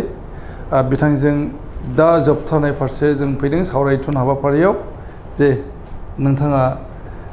बे समावहाय बुंथिगिरि जाबाय आसामनि आरो भेरि इन्टारेस्टिंलि नोंथांनि आगुनि दैदेनगिरिमोन नोंथांनि सिनियर दैदेनगिरि इउजि ब्रह्म बिथाङा दुलाराय बर' फरायसा आफादनि जे समाव आफादगिरि बे समाव नोंथाङा बिथांनि सिङाव हाबा मावदोंमोन बिथाङा दा समावहाय आसामनि मन्त्रि बेराफारसे अपोजिसनाव दङ बर'नि पलिटिक्स होनना बुंनांगोन पलिटिकेल पार्टिनि रबिराम नार्जारि बिथाङा दुलाराय बर' फरायसा आफादनि आफादगिरि समाव नोंथाङा सासे वान अफ दि सेक्रेटारि एबसुनि आदसा जायखिजाया नोंथाङा बिथांमोनखौहाय जोबोरैनो खाथियाव लोगो मोननाय जादों आरो दिनैनि समाव नोंथाङा स्पिकार जादों आरो सासे नोंथांनि सिनियरा मन्त्रि जानानै दङ आरो सासेया बेरेखा दोलोनि दैदेनगिरि जानानै दङ दा जों नोंथाङा बे बेलायावहाय बर'नि पलिटिक्सखौ माबायदि डिल खालामनो लुबैदों नङा आं सानो बेवहाय राजनितियाव माने नों जेखि खालामा मानो थाङै थुङैथ' जों रायजोनि थाखायनो खामानि मावनांगौ लामाया आलादा जायो थांखिया मोनसेयानो जायो जोंनि बयनिबो थांखिया बुरखावदा बिथांनियानो होन रबिदा बिथांनियानो बा आंनि जोंनि थांखिया जाहैबाय रायजोनि थाखाय खामानि मावनाय नाथाय जोंनि फैनाय लामाया एसे आलदा नाथाय माने थांखिनि बेलायाव जोङो फैयै फैयै मोनसे जायगायाव सफैबाय माने जेराव थानानै नों खामानि मावनांगौ गतिके आं बेवहाय बयनिख्रुइबो गोजोननाय मोन्दों दिनै गोबां बोसोर गेपनि उनाव आङो रबिदाखौथ' आं एसे आगोलाव मोनदों दा मानगोनां इउ जि ब्रह्मखौबो आं खाथियाव थानानै मोनफिनबाय बे आंनि बिदा बायदि असे बिदा बायदि आरो आंनि गुरु बायदि जेरावबो खारन आंनि समाजारि जिउआव दुलाराय बर' फरायसा आफादाव बिथाङानो आंखौ बेखिनिसिम माने फोरोंदों फोरादों आरो मावनायनि सम्पुर्ण माने माबाखौ सुजुगखौ हगारसारनानै होदों बिथाङा गाव जेला आफादगिरि आं बिथांनि लेङाइ गाहाय नेहाथारिमोन आरो दा ओरैनिफ्राय ओरै आं जोंनि जिथु बड' एकर्ड 2003 मायथाइनि बेवहायबो BLTजों सावरायबाय थानाय समाव आबसुआ टेकनिकेल प्रब्लेम BLTजों जनानै बायदिसिना खोथाफोरखौ रायलायबाय थानायाव होननानै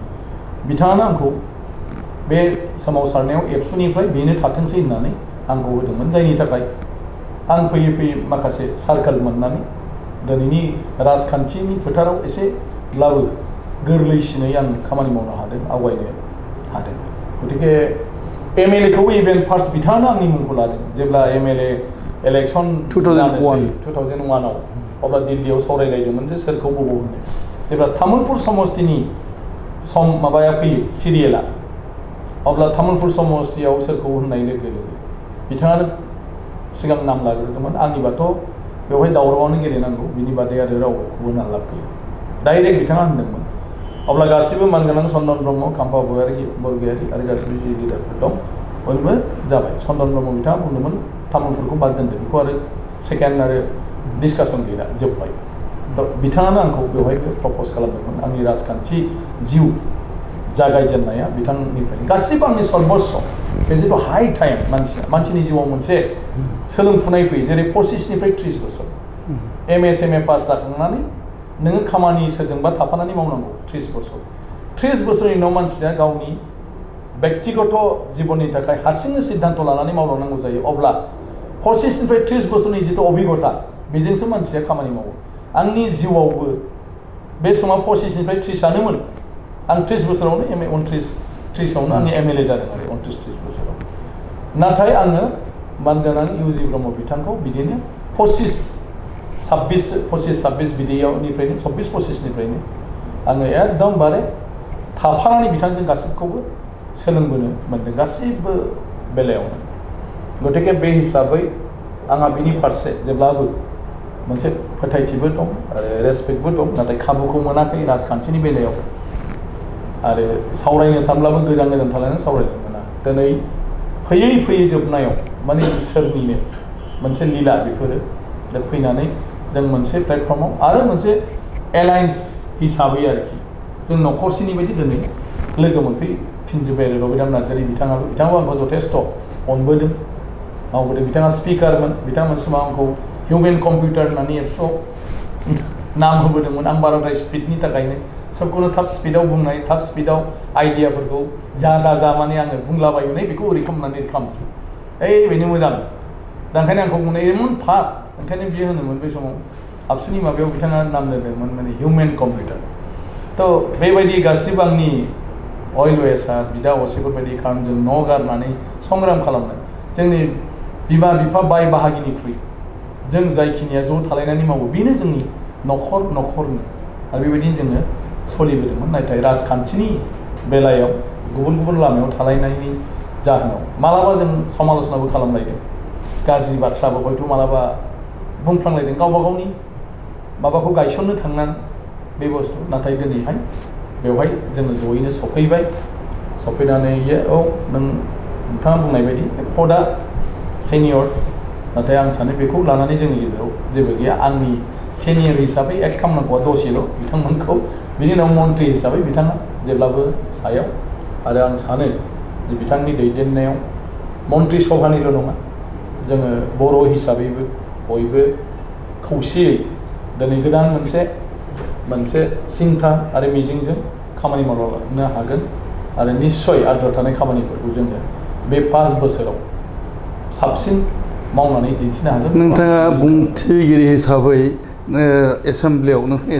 नोंथाङा सासे जाज जागोन आरो सानैया गुद्दा गुदि नांलायगोन जेरावनाखि रुलिंआव फैबाय इउजि ब्रह्म मन्थ्रि हिसाबै आरो अपोजिसनाव थाबाय रबिराम नार्जारि नोंथाङा माबायदि डिल खालामो आं बेखौ सोंनाय जादों आं सानो बेबायदि परिबेसानो हयथ' फैनाय नङा मानगोनां उरखावगोरा ब्रह्म बिथाङाबो ओरैबायदि खामानि मावनाय नङा आरो गारसोनानै दोननाय नङा जायखौ मानगोनां रबिराम नार्जारि बिथाङा अजद दैखांनो गोनां जायो आं सानो BPF UPPLब्लाबो बिथांमोना सानैजों जिरायलायनानैनो खामानिफोरखौ मावलांगोन आरो समष्टिनि बेलायाव बिथांनि डिपार्टमेन्टनि खामानि बिथांमोनहा माने जयैनो आरो नगुबैयाथ' समष्टि मोनसेयानो गोलैखायो ओरैनोब्लाबो गतिके समष्टिनि मावनाय बेलायावथ' बिथांनि डिपार्टमेन्टआव बेहा अजदानो थानाय नङा हारि हिसाबै बा ओनसोल हिसाबैबो माबा मोनसे मावनांगौ दङबा आं सानो मानगोनां इउजि ब्रह्म आरो रबिराम नार्जारिनि बिथांनि गेजेराव जेबो बेबायदि गोसोनि माने मन'मालिन्य गैया खुब मोजां बिसोरबो सानैबो बिदा फंबाय बायदि गतिके आं सानो बिसोर सानैया हाउसआव सफैनायनि सिगाङावनो बुजा परा जाग्रोगोन आरो बेखौ आंहा सामलायनो गोनां जेबो थानाय नङा दानिया मोनसे बाथ्रा जाहैबाय जे बड'लेण्डआव BTCआव WPD एन्ड BC डिपार्टमेन्ट दंखायो नुनो मोनदों जे दा समनि जेनाखि आसाम सरकार बहाय WPT and BC for BTC होननानै इउजि ब्रह्मनो बिबान होनाय जादों आरो जेरावनाखि अल आसामनि थाखाय रुनुस पेगुनो बिबान होनाय जादों दा बे मोननै डिपार्टमेन्ट माने मोनसे डिपार्टमेन्टखौनो बोखावनाय जादों आरो बेवहाय BTCनि थाखाय आलादा WPT एन्ड BC मन्थ्रि नांगौनि गोनांथि बहा दं जेरावनाखि BTCआवनो WPT एन्ड BC डिपार्टमेन्टबो दंबाखायो ना बे बेलायाव एक्चुअलि आरो मानसिफ्रा बेखौ बुजिनो गोब्राब मोनदों WPT BC डिपार्टमेन्टआ जाहैबाय माने BTCनि आसामाव गासिबो आसाम गभर्नमेन्ट आरो भारत गभर्नमेन्टजों माने जेफोर सम्पर्क लाखिनांगौ बिनि मोनसे नोडल डिपार्टमेन्ट आरो बे नोडल डिपार्टमेन्ट हिसाबै BTCनि गासै खामानिखौनो WPTनि BCनि गेजेरजों मावनाय जायो कार्बि आंलं आरो NC हिल्स बिसोरबो WPTमोन नाथाय बिसोरखौ दा हिल्स एरिया डेभेलपमेन्ट नाथाय बे हिल्स एरिया डेभेलपमेन्टहा जेबो थाया अकल बिसोरनि माने जिथु खामानिफोर NC हिल्स आरो माने डिमा हासाव आरो कार्बि आंलं अट'नमास काउन्सिलनि अफिसियेल खामानिनि कारेसपन्डेन्स पस्ट अफिस बायदि बे खामानिखौ हिल्स एरिया डेभेलपमेन्ट डिपार्टमेन्टआ मावो आरोखि दा बड'लेण्डनि थाखाय आलदा बेबायदि मोनसे नांगौ माने WPT BCआ बेखौ माने हास्लाबा आरो हाखुवा बे हिसाबै जोंनि तरफनिफ्रायबो आगोलाव बुंबोबाय थानाय जादोंमोन जे बे नोडल माने डिपार्टमेन्टआ आलदा जानांसिगौ नङाब्ला माबाफ्रा BTCनि फाइलफ्रा गोग्लैसोनानै थाबाय थायो गतिके बे हिसाबै WPT BCआनोमोनखा गोदान डिपार्टमेन्ट दिहुननायनि बा खालामनायनि दा गभर्नमेन्टआ माने सम्पुर्ण भाबै बेखौ माबा खालामथ'नो हायाखै उनाव बेयो जागोन मा नाम लाखियो नाथाय दा आपातत' WPT BCआनोमोन नालाय ओंखायनो BTCनि खामानिखिनिखौ दा मावनो थाखाय WPT BCआव एक्सट्रा मोनसे आच्छा बे WPT BC डिपार्टमेन्टआ माने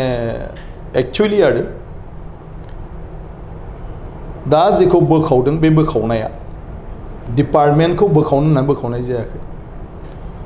जे दिनै BTCनि खामानि दामानि मावनायनि बेलायाव नोडल डिपार्टमेन्ट हिसाबै WPT BCआ खामानि मावोमोन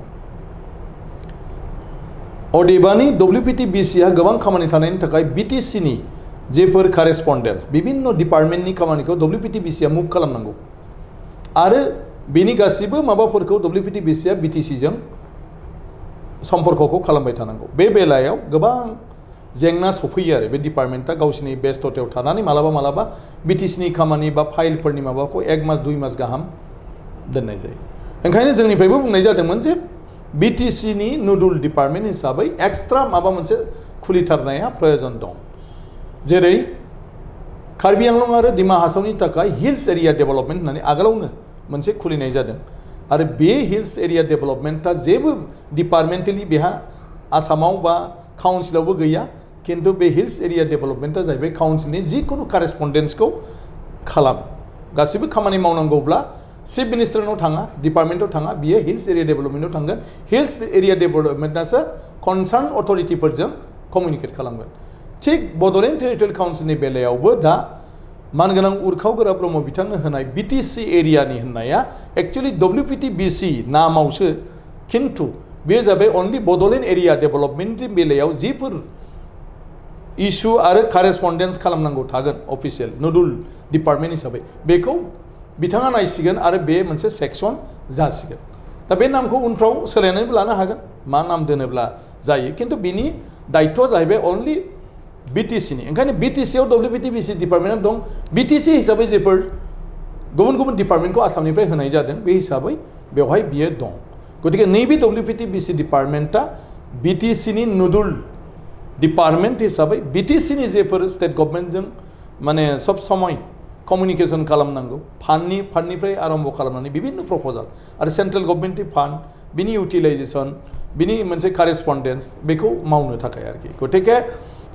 बेवहाय गोबाङानो गोरोन्थि बुजिदों जे माने सोरनोबा देरसिन होबाय सोरनोबा फिसासिन होबाय एक्चुअलि नङा WPTBC डिपार्टमेन्ट हिसाबै रनज पेगुआनो मेन आरो मेन होननायल' नंला गासिबो बिटिसिआव जुदि माबा मोनसे WPTBCआ एक्सट्रा माबा खालामनांगौबा बे रनज पेगुनिफ्रायनो बियो थांगोन खिन्थु भाया बियो उरखाव गोरा ब्रह्म बिथांनि दारै थांगोन खारन रनज पेगु बिथाङाबो डाइरेक्ट WPT मा होनो बड'लेण्डआव कमिउनिकेसन खालामनो हाया गतिके बे कमिउनिकेसनखौ खालामगोन थ्रु माने बिटिसि WPTBC रनज पेगुआनो जाहैबाय बिसिनि मन्थ्रि नाथाय उरखाव गोरा ब्रह्मआ जाहैबाय बड'लेण्ड एरिया डेभेलपमेन्टनि कनसार्नजों लोब्बा लाखिनानै जिखिनि अफिसियेल कारेसपन्डेन्स बेखौ खामानि मावग्रा मोनसे डिपार्टमेन्ट आसाम आरो बेखौ हेन्डेल खालामग्रा बेखौ माने उरखाव गोरा ब्रह्म मन्थ्रि बिथाङा माने बड'लेण्डनि इसुफोरखौ रनज पेगुनो प्लेस खालामनाय जागोन जुदि WPT कनसार्नब्ला नङाब्ला बेयो डाइरेक्ट थांसिगोन एडुकेसन बा एडुकेसनाव फाइनेन्स बा फाइनेन्सआव अनलि फर WPTBC WPTBC नि बेलायाव बे जागोन इउजि ब्रह्मआ फार्स्ट डिल खालामगोन बेनिफ्राय इउजि ब्रह्मआ बड'लेण्ड कनसार्न मेटारखौ अनलि बड'लेण्ड कनसार्न मेटार इउजि ब्रह्मआ आरो बिथाङा इउजि ब्रह्मआ रनज पेगुनो जुदि बे WPT आरो BC कनसार्नब्ला नङाब्ला बेवहाय थांला माबानाव रनज पेगु बिथाङाव थांला बियो डाइरेक्ट डिपार्टमेन्टआव थांसिगोन जों जोबनाय फारसे फैदोङो जे जोबनायाव जों सावरायबोनाय नैबे बाथ्राखौ जे नोंथाङा 2001आव जेब्लानाखि MLA जायो आसाम बिधान सभायाव एबा आसाम आयेनारि आफादाव आरो बिनि उनावनो नोंथाङा रायजो सभानि MP जादों बै समाव नोंथाङा कंग्रेसजों नांफानानै दङमोन जिहेतु कंग्रेसजों एलायन्स दंमोन BPF एबा बर' पलिटिक्सआ बै समाव दा नोंथाङा दिनै लोगो मोनफैनो हादों कंग्रेस दोलोखौ स्पिकार जानानै जे बिथांमोना अपोजिसनाव दङ दा बे बेलायावहाय नोंथांनि माने मिजिङा माबायदि जेरै फैबाय थानाय समावहाय अपोजिसननिफ्राय माबायदि सापर्ट मोनगोन एबा माबायदि नोंथाङा डिल खालामनो सानदों दा आं सानो हाउसआव दा जिखिनि आं मोनबाय थादों आरो बिसोरजों पार्सनेलि आंहा आगोलनिफ्रायनो दं बेवहाय कंग्रेसजों थाब्लाबो थायाब्लाबो आंजों पार्सनेल रिलेसना बयबो मोजां मानोना आं देबब्रत माने सयखिया दा अपोजिसन लिडार बा रकिबुल हुसेन बिथांजों घरुवा भाबैनो सोलिबाय थानाय आंजों रावबो बेबायदि रिलेसनाव गाज्रि गैया पलिटिकेलाव आरो बेबायदि आं रलबो लानो गोनां जाबोफेराखै आरो आं जिहेतु बेफोरबायदि सोरनोबा होनो हानाय मानो हानाय बिबानावबो थाबोफेराखैखाय आंनि सायाव रावहाबो बेबायदि अजद गैया आरो दाख्लै हाउसआव आं स्पिकार जानायाव बिथांमोना जिखिनि आंनि बेलायाव बाथ्रा बुंनानै आंखौ हेफाजाब होनायनिबो बाथ्रा बुंदों गावसोरजों समाव मावनाय समाव आं माबायदिमोन गावसोर मा फिल खालामदों बेखौबो बिथांमोना दाख्लै रायखांजोबदों गतिके आं सानो आं जिबायदि मोनबाय थादों बे बेलायाव बिथांमोना आं स्पिकार हिसाबै सालायनायनि बेलायाव निश्चय कअपारेट खालामगोन आरो आं अलरेडि सावरायबाय थादों मैयाबो रायजो सभानि बिबुंथिनि बेलायाव आं बिथांमोनखौ लानानै सावरायदोंमोन जे एबारनि खेबाव जों बयबो एसे मोनसे डिसिप्लिन डेकराम आरो रायजो माने मा होनो रायजोपालनि सायावबो मोनसे सन्मान इज्जत जों दिन्थिनो हायो नामा माने आसाम बिधान सभानिफ्राय गतिके बिथांखौ डाइरेक्ट फरायफुनाय समाव डिस्टार्ब होआजासे एटेक खालामाजासे जोङो जेब्ला डिबेट जायो बिनि सायाव बेवहाय जों सरकारखौ माबायदि आक्रमण खालामलायो माबायदि समालोचना खालामलायो रायजो सभानि बिबुंथियाव जि लिरनायफोर दं बिथांनि फरायनायाव बेखौ गासिबो खला गोसोयैनो खालामनो हागोन डिबेट जेन'बा खिन्थु अन्तत माने रायजोपाल बिथांखौ जों ससन्मानै बिथांनि फरायनायखौ खोनासंनानै जोङो बिथांखौ बिदाय होनो हायो नामा दा आं लुबैदों जे आंनि समाव जाहाथे एसे बे बेलायाव बाखि सरकारखौ राय बे जागोन उनाव बेहाथ' ओरैनो सिम्बलिकल'सो फरायथिनाय खिन्थु मोनसे डेकराम जिहेतु जोंनि संबिधानावनो दं जोंनि रुलावनो दं एसेम्ब्लियाव जे रायजो सभा माने मा होनो प्रथम सेसन जायोब्ला जोंहा गभर्नरा बेखौ एड्रेस खालामो गतिके गोदान सरकार गोदान चिफ मिनिस्टार जियानो जायाथों मानो फिसा फिसौ भुलब्लाबो जों बेखौ कनसिडार खालामलायनानै हायो नामा आं बेखौ नोंथांमोनखौ खावलायदों बयबो जोबनायाव एकदम नंगौ जों ओंखायनो अलरेडि एसे रायज्लायदोंबो जों एबाराव गतिके जों क'पारेसन खालामगोन थारमाने एबारनि आसाम बिधान सभानि महरा सोलायनांगौ आरो जोंनि मानगोनां चिफ मिनिस्टार हिमन्त बिश्व शर्मा बिथाङाबो गाव दा अलरेडि एसुरेन्स होदों हाउसआव जे बिथाङा हाउसआवनो थाबाय थागोन हाउस सलियोब्ला जुदि एंगार हायै सरकारि माबाफोर जुदि माबा थायोब्ला बे बेलेग बाथ्रा खिन्थु बिनि बादै जेब्लानो बे थागोन अब्लानो बे हाउसआव जिरायबाय थागोन आरो प्रत्येकजन माने माबानि खोथाखौ बिथाङाबो रेसपन्स होगोन आरो सोरनोबा फिननाय होनो हायाब्लाबो बेखौ बिथाङा जेबो बिदि जेननाय मानायनि खोथा लायाजासे जाहाथे बेफोरबायदि अजद होनो गोनां जाया बेबायदि बिनि थाखाय खामानि मावनो आं बांसिन सेस्था खालामगोन आरो बियो आंनि थाखाय माने मोजां होननानैसो आं बेखौ नाजावगोन बेसिम बिथाङा दा घोषणा होदों जेसेबां सावरायगोन आं मोजां मोनगोन होननानै बिथाङा बुंदों आंनो बेखौनो नांगौ होननानै होमब्लासो आं कारेक्सन जागोन आरो आङो खामानिफोरखौ मोजाङै मावलांनो हागोन गतिके जुदि सासे मुख्यमन्त्रिया बेखिनि रिस्कखौ लायो आरो हाउसआव जुदि प्रेजेन्स थायोब्ला अब्ला खुनु बाथ्रायाव मन्थ्रिफ्रा बिपदाव गोलैया कारण मन्थ्रि सासेया डिसिसन होनो हाया खिन्थु सिटुवेसनखौ नायनानै डिसिसन होनो जुदि बेवहाय स्वयं चिफ मिनिस्टार जुदि गसंनानै दायित्व लायो अब्ला बिथाङा डिसिसन होनो हायो आरो अब्ला अपोजिसनल' नङा जायखिजाया एमएलए आनो बेवहाय सेटिसफाइड जानो हायो गतिके बे चिफ मिनिस्टारनि सायाव सोनारो खारन बिधान सभाया जाहैबाय बिसार जागोन जे सरकारा मावबाय थानाय खामानिया मोजां जादों गाज्रि जादों बा जेरैबायदि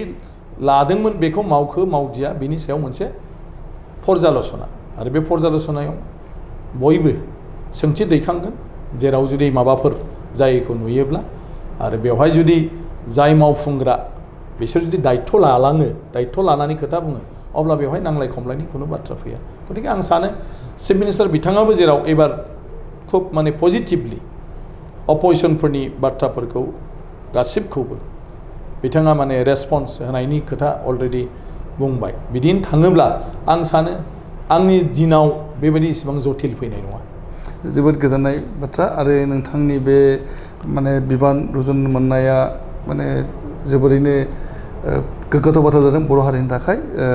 आरो बर' हिसाबै बड'लेण्ड इंखं टेलिभिजननि बिथिंनिफ्राय नोंथांनो बे हामलायथिखौनो होयो आरो मिजिं लाखियो नोंथाङा जाफुंसारगोन जोङो जोबनाय फारसे फैदोङो बड'लेण्ड इंखं टेलिभिजननि बिथिंनिफ्राय मुस्रि बिस्वजित दैमारि बुंथिगिरि 12थि आसाम आयेनारि आफाद बिथांजों गोबांथार बाथ्रा सावरायबाय आरो गोबांथार बाथ्रा सावरायनो दंबावोमोन जोंहा सम गैया गोबांथार आरो मिजिं लाबाय फैबाय थानाय समाव बिथाङा